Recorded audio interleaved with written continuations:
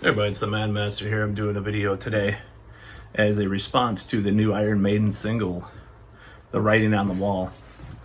So, Iron Maiden in the last 20 years has been, at least since The Wicker Man, have been kind of not releasing the best of their newer albums necessarily. Now, The Final Frontier is my favorite post Brave New World album. Probably will remain that way. I like a lot of the stuff I like some of the stuff on Book of Souls. I thought Book of Souls, one thing that really hampered it was the production. Now you had, with their Book of Souls live, a lot of the songs sounded way better live, and with the mix, the different mixer that was on there, or the mastering was a little weird because that's a lot of modern production has a lot of bad mixing, but nevertheless it was pretty good live. But this is what I think about the new song. Well, the first thing I noticed, it was like, first thing I thought of was Garth Brooks Thunder Rolls, and I was like, what the hell are they doing, like country rock now? I've listened to the song about 3 or 4 times all the way through. I think it's just kind of May, honestly. I know a lot of fanboys will be like, you're such an asshole attacking Iron Maiden. Oh my God. You know, well, that's all I got to say to that.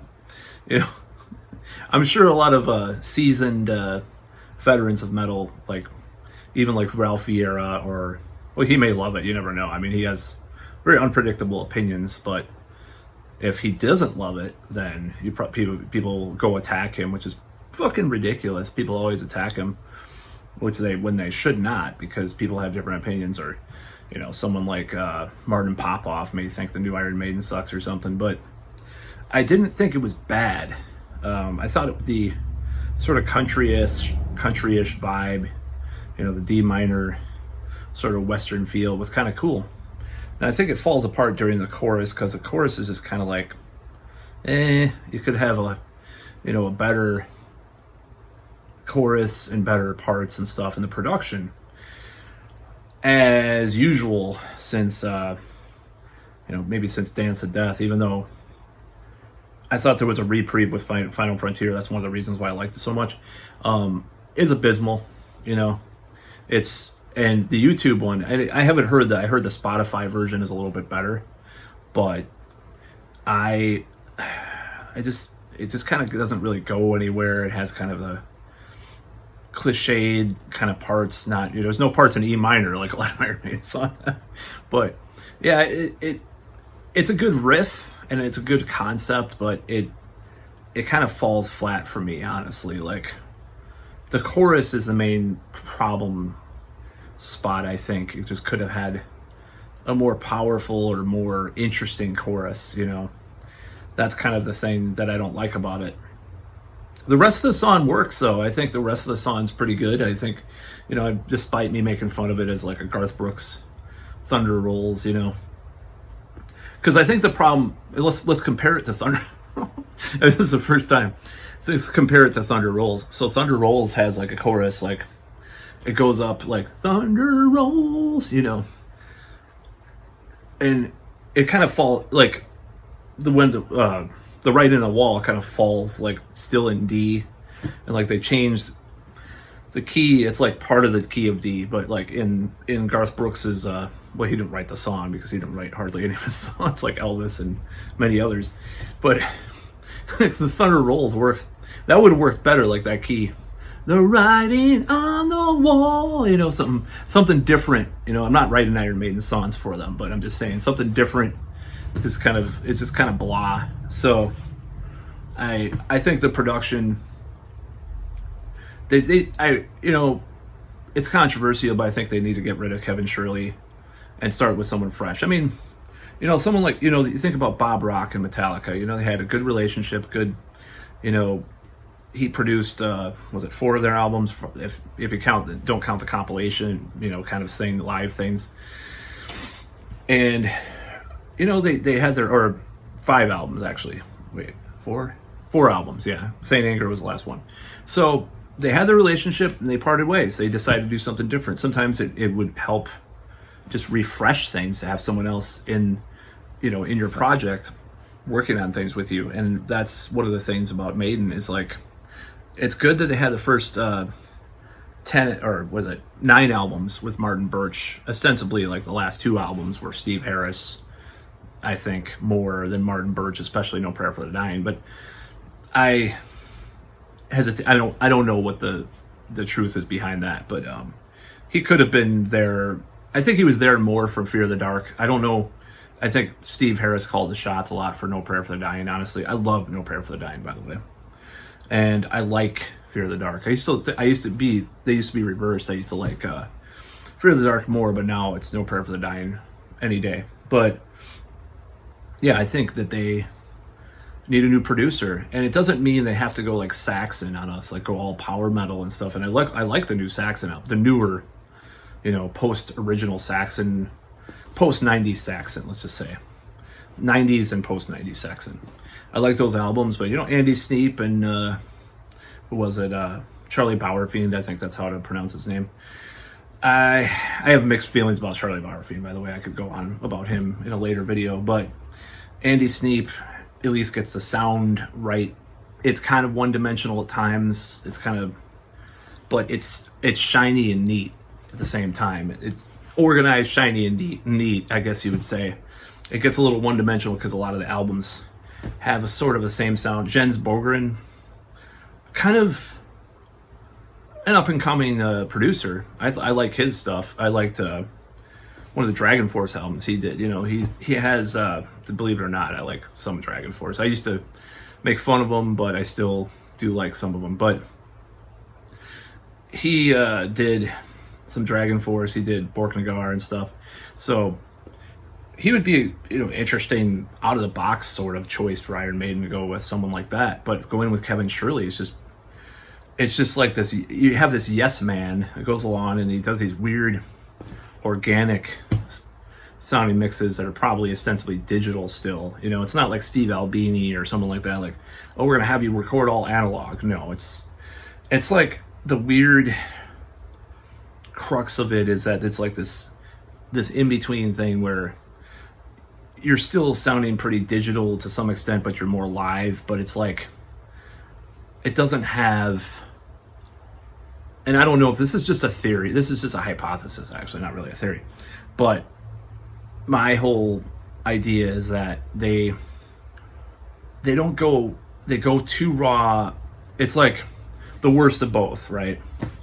These weird kind of mixes and stuff, and mastering at times, like on Dance of Death, it was the worst. And then they didn't master Matter of Life and Death and stuff. It's like you have the more organic sound, but at the same time you don't have a lot of the good things about the more organic sound. And then you have, even if I don't even know how much digitally they use, but bearing in mind they probably do use Pro Tools or something like that, or Logic or whatever. But you don't have like the good things about either the digital or the organic sound. A little bit of the bad of both with Iron Maiden. And yeah, it's a little more raw, it's a little more live, but it just kind of, it's missing something, right? And I think having a producer that's like, I'm not going to think that Steve Albini or some, analog purist is going to work on Iron Maiden record, but you never know. But even having that would be more raw, but still would be a little better. And I don't think he interferes a lot of times with, a lot of those guys don't interfere with the compositions at all. But someone like Andy Sneap, I wish Martin Birch was still alive, because it was kind of like Tom Alam and Andy Sneap on Firepower by Judas Priest. Not my favorite album by Priest, but nevertheless, the sound is fucking awesome, So that's one thing with Maiden. But then, compositionally, they just need a swift kick in the ass. I mean, since the 90s, since like the early to mid 90s, they've been using less harmonies. And what they do is this weird like octave thing where one guitarist is playing like the lower octave and one guitarist or two guitarists or whatever, because they have 3 guitars. They're not harmonizing as much. And like listen to Power Slave, you hear like 3 or 4 harmonies on some of the songs. Jesus Christ, So I don't know why they don't take advantage of that part of it.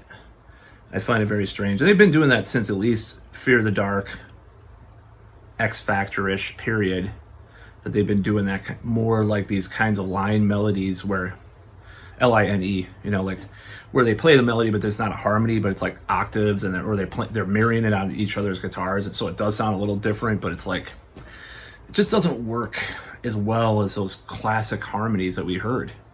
I think they need to get back to some of that, honestly. Like, that would be cool. I know that there are songs like If Eternity Shall Fall or whatever from the last album had more harmonies than some of the other songs, because Bruce Dickinson wrote it probably. So overall, I'd give it like a C-, the new song. I think there's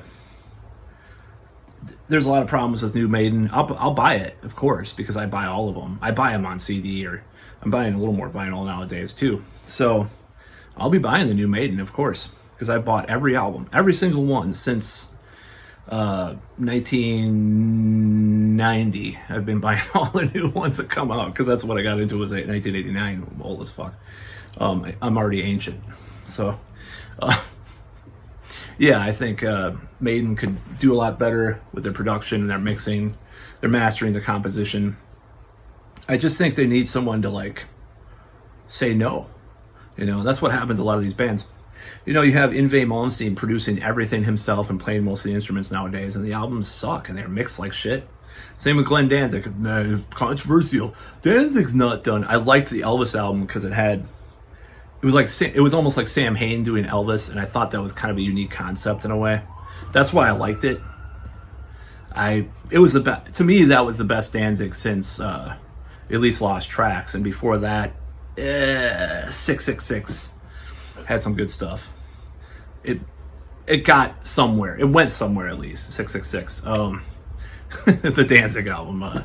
Forgot all these little names. Circle of Snakes was okay, but I just these older musicians, honestly, I think they need someone to say no, and someone to just say, no, bloody hell, that sucks, do it again. Just have someone. But they have so many yes men. They're such a corporation. And Iron Maiden's the same. Iron Maiden is just as, in some ways they're just as commercial as Metallica or Kiss. And don't get me wrong, they're my favorite band of all time, but they do have yes men, and there's Steve Harris and Rod Smallwood, and to a lesser extent Bruce. They all run the show, and it's just like you need someone to say this is not good, this part could go. They need a real producer, I think. Kevin Shirley worked well, in the early days. I thought Brave New World had a good sound to it and a good kick in the ass for Iron Maiden, even though I liked Virtual 11 to some extent, and X Factor. But they just need, and that's one thing about Virtual 11 was it was too, they needed a producer for that too. It's kind of funny, because speaking of Andy Sneap, because Blaze Bayley, his early albums were produced by Andy Sneap, and post Maiden, so you hear those albums and they sound great, and the singing is good and everything. Like, it seems like Andy Sneap tries to get the best performance out of the band, and I don't think that happens with Kevin. I honestly don't think that happens with Kevin Shirley. He tries to go for this live sound all the time at the detriment of performance, though. The irony is that they probably write a lot of these songs in the studio. Okay, I can just tell, and they record it, but they don't actually rehearse it or season it by playing it live.